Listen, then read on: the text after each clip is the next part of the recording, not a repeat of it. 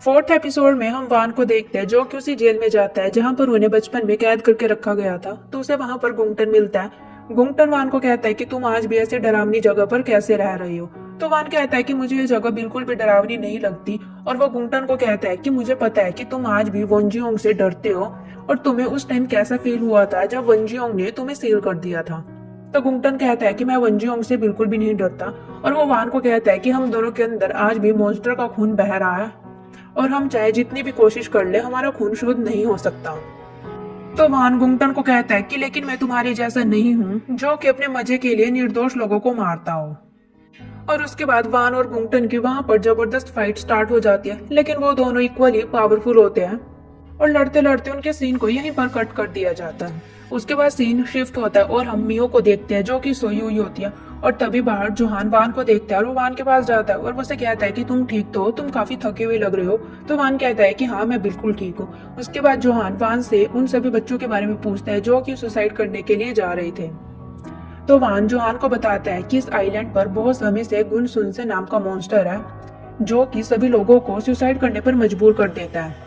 लेकिन इससे पहले वो इतना बुरा मॉन्स्टर नहीं था। मुझे लगता है कि बुरे शैतानों ने उसे अपने वश में कर लिया, बिल्कुल जैसे उन्होंने बेंजुले को अपने वश में कर लिया था। तो जोहान वान को कहता है कि हम उसे कैसे मार सकते हैं। तो वान जोहान को कहता है कि मुझे उसकी एनर्जी फील हो रही है और मैं उसे देखने के लिए जा रहा हूँ। तो जोहान कहता है कि मैं भी तुम्हारे साथ चलूंगा। तो वान कहता है कि नहीं, मैं इसे अकेले ही संभाल लूंगा, तुम यहीं पर मिहो को प्रोटेक्ट करो। उसके बाद हमें एक फैक्ट्री दिखाई जाती है जहां पर एक आदमी आम मशीन की तरफ बढ़ रहा होता है और वो सुसाइड करने के लिए जा रहा होता है। लेकिन तभी वहां पर वाहन आ जाता है और वो वहां से सारी बुरी शक्तियों को भगा देता है। उसके बाद हमें एक औरत दिखाई जाती है और वो भी अजीब से तरीके से चल रही होती है और उसे देखकर ऐसा लग रहा होता है कि वो भी सुसाइड करने के लिए जा रही होती है। उसके बाद हम गुंगटन को देखते हैं जो कि अपने मंत्रों का जाप कर रहा होता है और तभी जुहान को उसकी कुछ एनर्जी फील होती है। और उसके बाद हम मिहो को देखते हैं और उसकी आंख खुलती है। तभी उसे वहां पर सुजीन दिखाई देती है और वो सुजीन को देखकर रोने लगती है और वो सुजीन को कहती है कि प्लीज मुझे माफ कर दो। लेकिन सुजीन वहां से चली जाती है और मिहो भी उसके पीछे पीछे जाने लगती है। उसके बाद हमें पेट्रोल पंप का सीन दिखाया जाता है और वहां पर एक बुरी आत्मा आकर आदमी के अंदर चली जाती है और उसके बाद वो आदमी वो सारा पेट्रोल अपने ऊपर गिरा लेता है। और तभी हम उसके पीछे उसी मॉन्स्टर को लटका हुआ देखते हैं और वो आदमी खुद को आग लगाने वाला होता है, लेकिन तभी वहां पर वान पहुंच जाता है और वो उसे बचा लेता है। उसके बाद हम उसी लेडी को देखते हैं जो कि सुसाइड करने के लिए जा रही होती है और वो ऊपर जाकर खड़ी हो जाती है। वो सुसाइड करने ही लगती है, लेकिन तभी वहां पर जोहान पहुंच जाता है और वो उसे बचा लेता है और वो अपनी पावर से उसे ठीक कर देता है। उसके बाद हम मिहो को देखते हैं जो कि सुजीन के पीछे पीछे जा रही होती है, लेकिन वो सुजीन नहीं होती बल्कि वो वही मॉन्स्टर होता है। तभी वहां पर मिस्टर बटलर आ जाता है और वो मिहो को कहता है कि तुम यहाँ पे क्या कर रही हो, तुम्हें अंदर चलना चाहिए। तो मिहो कहती है कि सुजीन को मेरी जरूरत है, मुझे सुजीन के साथ होना चाहिए। लेकिन मिस्टर बटलर कहता है कि यहाँ पे कोई नहीं है और वो मिहो को अंदर लेकर चला जाता है। लेकिन हम वहां भी उसी मॉन्स्टर को मिहो के सामने खड़ा हुआ देखते हैं और उस मॉन्स्टर की वजह से मिहो को अपनी इमेजिनेशन में जोहान और मिस्टर बटलर दिखने लगते हैं जो कि वनजुओं को लेकर डिस्कस कर रहे होते हैं। और जोहान मिस्टर बटलर से पूछ रहा होता है कि जब मिहो की याददाश्त वापिस आ जाएगी तो आपको क्या लगता है कि मिहो का क्या होगा। तो मिस्टर बटलर कहता है कि तुम इसके बारे में चिंता मत करो, लेकिन हमें वंजी होम की जरूरत है, जो होगा देखा जाएगा। तो जोहान कहता है कि क्या ये मिहो के लिए सही है। तो मिस्टर बटलर कहता है कि मैं तो बस भगवान के मिशन को पूरा कर रहा हूँ और हमें ये करना ही होगा। और तभी मिहो वापिस अपने होश में आ जाती है और ये सब कुछ सुनकर मिहो मिस्टर बटलर से अपना हाथ छुड़वाकर अपने रूम में वहां से भाग जाती है। उसके बाद मिहो रूम में आकर कुछ चीजें ढूंढने लगती है तो उसे वहां पर वंजुओं की तस्वीरें दिखाई देती है। तभी वहां पर मिस्टर बटलर आ जाता है। तो मिहो मिस्टर बटलर को कहती है कि ये बिल्कुल भी सच नहीं है, मुझे बताओ कि ये सब कुछ झूठ है, तुम्हें वंजुओं के बारे में कुछ भी नहीं पता है और तुम मेरे साथ सिर्फ इसलिए नहीं हो क्योंकि तुम मिहो को वंजुओं में बदलना चाहते हो।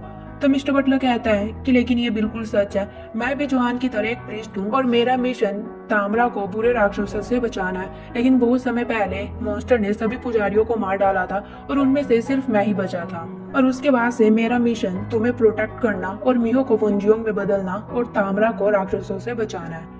उसके बाद मिहो रोते हुए कहती है कि तुम मेरे साथ ऐसा कैसे कर सकते हो, तुमने इतने टाइम तक मुझे सिर्फ धोखे में रखा है। उसके बाद मिहो मिस्टर बटलर को कहती है कि मेरे साथ ऐसा करते हुए क्या तुम्हें बिल्कुल भी बुरा नहीं लगा और वो उसे गुस्से में कहती है कि तुम मेरी नजरों के सामने से दूर हो जाओ। और तभी हमें मिहो के पीछे वही मॉन्स्टर दिखाई देता है, लेकिन तभी वहां पर वान आ जाता है और वान उस मॉन्स्टर के ऊपर अटैक करना स्टार्ट कर देता है। लेकिन वो मॉन्स्टर बहुत ज्यादा पावरफुल होता है और उसमें एक जगह से दूसरी जगह में गायब होने की पावर होती है। उसके गायब होने के बाद वान अपनी पूरी कोशिश कर रहा होता है उस मॉन्स्टर को ढूंढने की, और तभी वहां पर जोहान आ जाता है और वो जोहान को कहता है कि मैंने तुम्हें क्या कहा था कि तुम मियो को प्रोटेक्ट करना। तो जोहान कहता है कि एक लेडी सुसाइड करने के लिए जा रही थी तो मैं उसे बचाने के लिए चला गया। तो वान कहता है कि फिलहाल अभी हमारे पास बात करने का टाइम नहीं है, तुम अपनी पावर के साथ उस मॉन्स्टर को ढूंढो। उसके बाद जोहान अपनी पावर का यूज करता है और वो उस मॉन्स्टर को ढूंढ लेता है, और उसके बाद जोहान उस मॉन्स्टर के ऊपर अटैक करता है और वान को भी वो मॉन्स्टर दिख जाता है, और उसके बाद वान उस मॉन्स्टर के ऊपर अटैक करना स्टार्ट कर देता है और वान उस मॉन्स्टर को मार डालता है और उसमें से एक स्टोन निकलता है। उसके बाद हम मिहो को देखते हैं और वो उस रूम से बाहर आती है। तभी वो खुद को मिरर में देखती है तो उसे मिरर में वोंजुंग दिखाई देती है, और वो मिरर में देखकर वोंजुंग को कहती है कि ये सब कुछ तुम्हारी वजह से हो रहा है, तुम्हारी वजह से ही सभी लोगों ने अपनी जानें गंवाई है और तुम्हारी वजह से ही मेरी जिंदगी बर्बाद हो चुकी है। और उसके बाद वान मिस्टर बटलर के पास जाता है और वो उससे पूछता है कि मिहो कहाँ है। वहीं दूसरी तरफ हम मिहो को देखते हैं जो कि सुसाइड करने के लिए ऊपर खड़ी होती है और वो ऊपर से नीचे कूद जाती है, लेकिन तभी वहां पर आकर वोंजियोंग उसे पकड़ लेती है। और जब मिहो वोंजियोंग को देखती है तो उसे अपनी पास्ट की सारी बातें याद आने लगती है। लेकिन उसके बाद हम देखते हैं कि वो वोंजियोंग नहीं होती बल्कि वो वान होता है जिसने कि मिहो को पकड़ रखा होता है। उसके बाद वान मिहो को ऊपर खींचता है और वो उसे हक कर लेता है और उसे कंफर्ट देने की कोशिश करता है। फिर हम मिस्टर बटलर को देखते हैं जो कि सोच रहा होता है कि मिहो मैंने तुम्हें धोखा नहीं दिया है, मैं बस तुम्हें प्रोटेक्ट करना चाहता था और तुम ही हमेशा से मेरी फैमिली रही हो।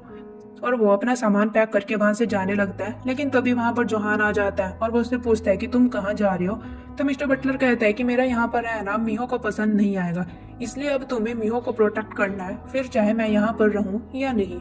उसके बाद मिस्टर बटलर वहां से चला जाता है। उसके बाद हम वान और मिहो को देखते हैं तो मिहो वान को कह रही होती है कि तुम्हारी कोई भी गलती नहीं थी, तुम तो मुझे बचाने की कोशिश कर रहे थे, तुमने मुझे नहीं मारा है। तो वान मिहो को कहता है कि सारी गलती मेरी है क्योंकि मैं तुम्हारी रक्षा नहीं कर पाया। और मिहो रोते हुए वान को कहती है कि मुझे माफ कर दो, तुम सिर्फ अकेले थे जो अभी तक मेरा इंतजार कर रहे थे और मुझे इस बारे में कुछ भी नहीं पता था।